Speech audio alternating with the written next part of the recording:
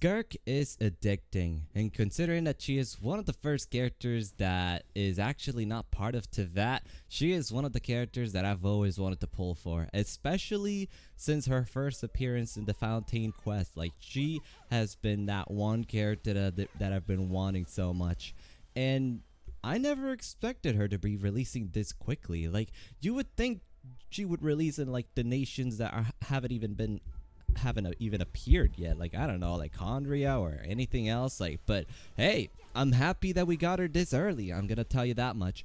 I will say though, I will admit, I wasn't just as happy with her gameplay when I got to see her leak like a month ago. And you know, just hoping that I never end up in jail and whatnot, I searched around through leaks and whatnot. I got to see her gameplay a little earlier, and I was kind of disappointed with the fact that she was just another E-scaler.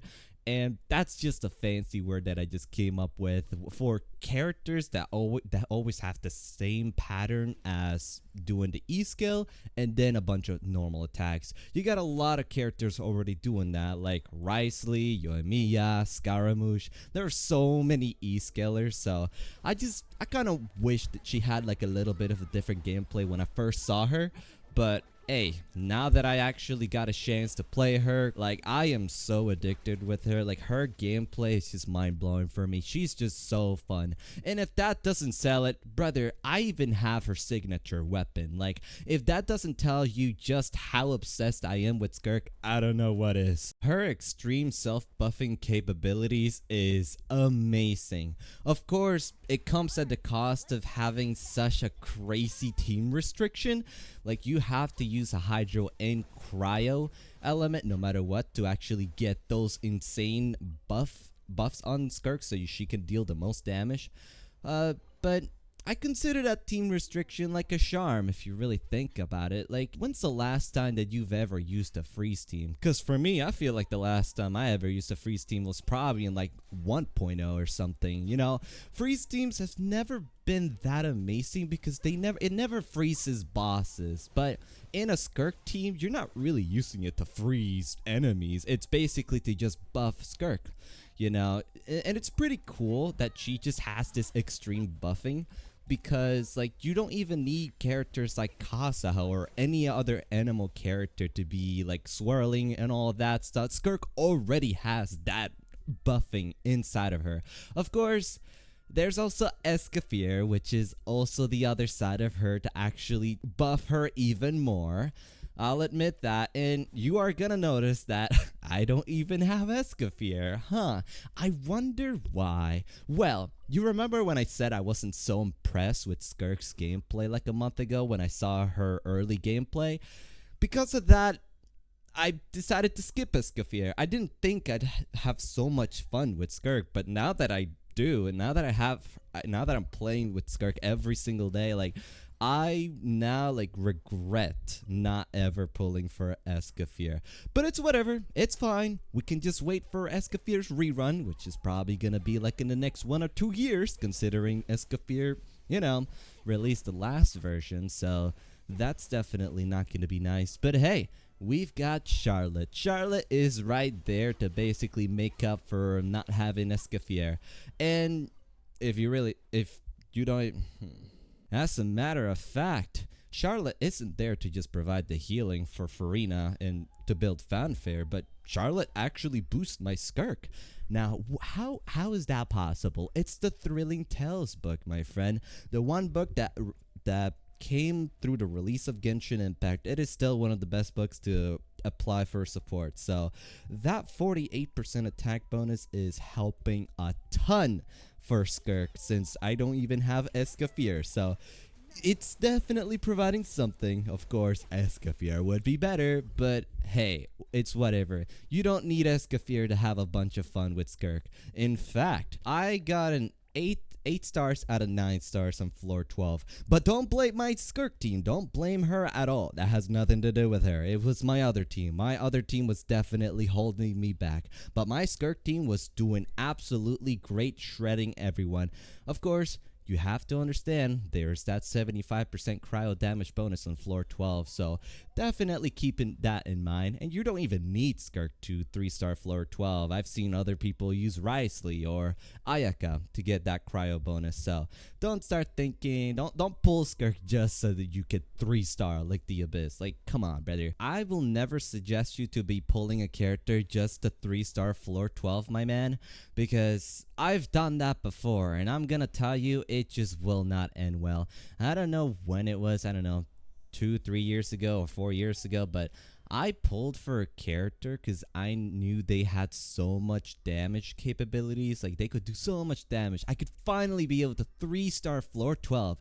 And when I decided to spend my well-earned promo gems on that one character, I put their artifacts, built them and all that, tried Spiral Abyss. I never ended up 3-starring floor 12. So I basically wasted my promo gems for a character that I just thought would finally help me with floor 12, and I came empty-handed.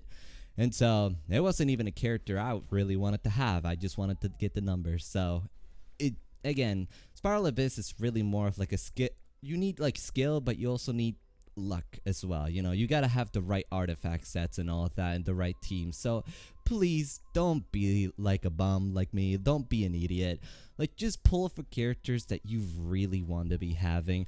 And even if you don't have Farina, even if you don't have Escafir, if you just want to use Skirk for the open world, go for it. Go ahead and pull Skirk just for that, because she is truly fun to be using in the open world and in the end game. But just focus more on the open world. Come on, like, why would you want to main the end game? That's not worth it. There's so many things that you can do in the open world, like just 100%ing every region like I am, like in no life. But yeah, I really think Skirk's playstyle is really fun. You can use her as an E-skiller, like I mentioned, where you just do the E-skill and the normal attack. There's also other things that you could do that makes her playstyle really cool, where you use the elemental burst on the E-skill to collect the void rifts so that you can be able to gain a lot more cryo damage, as if she wasn't already self-buffing herself enough.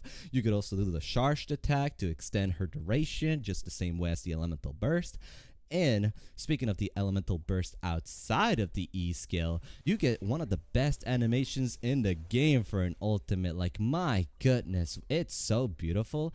And it's not just some boring damage like freaking Scaramouche's ultimate. Oh, F's in the chat for that. But she can actually be used as a burst DPS as well, which is really cool. You can decide to make 2 builds on her, whether you want to use her as a normal attacker or you could use her as a burst attacker. It's pretty fun. And so I like to weave some of those in while I'm exploring in the open world, just sometimes doing the normal attack, sometimes doing the burst. It's really fun just being able to choose whatever I want to do with her. So there's a lot of things that you can do with her, even with just this team restrictions. So definitely don't be intimidated by that. And you're gonna see that sometimes I don't even try to buff Skirk to the fullest potential, where I apply Hydro and Cryo through my other characters, because like Skirk just insta-kill so many of the monsters, which brings me to one complaint I really have about Genshin Impact. I sure wish there was another world level that I could be able to increase it so that my monsters can survive longer, so I can see Skirk's true damage when she's fully buffed. But every time I'm about to like fully buff Skirk, enemies are just dead. I can't ever actually see Skirk's true numbers unless I go to endgame or something like that. So I really wish that we could increase the world level even further. And I'll give Genshin some credit. I mean, the world level did increase on the Natlan release, so now we have the option to increase it to world level 9. But I will complain again. I really wish there was more world levels so I can actually make the game a little bit more challenging, But I mean, I don't want to be stuck just switching my characters to a level 1 weapon just so that the enemies don't die so quick, so I can be able to set everything up and fully buff my Skirk. I mean, at that point, like, what am I doing? What's the point of grinding for your characters to the fullest potential and then never ending up using them in the open world? It's just really annoying. So I really wish that the next nations that appear, like, I really hope that they can actually increase increase the world level so that I can have a lot more fun with my Skirk and with a lot of my other teams as well. I mean, let's be real here. You probably have multiple characters that just insta kill enemies in the open world. So it's not just Skirk. I'm sure I'm not the only one that really wants the game to be just a little bit harder, but not too hard like floor 12, cause that one's a big of a pain. Aside from endgame, I've actually noticed that I could actually use her to beat up some local legends in Natlan as well, so it's pretty fun to actually test her out in some million HP local legends. So at least there is some hard content in Genshin Impact thanks to Natlan.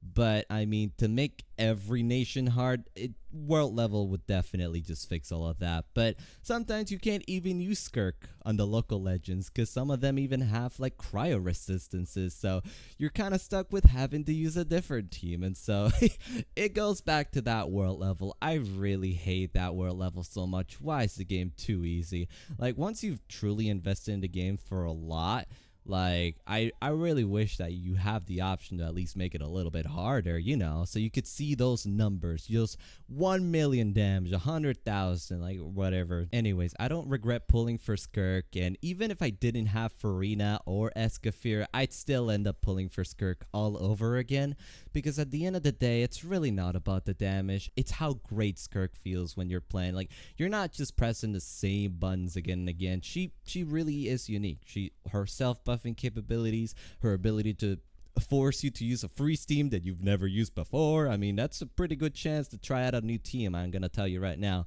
But you could also use her as a burst DPS too. Like, she's pretty fun and all around just great to play around. So if you haven't pulled for Skirk, well, hey, I'm gonna tell you right now, you're missing out. I mean, and if you do end up pulling for Skirk, well, you better make the little bit of a ritual here and beat up Child.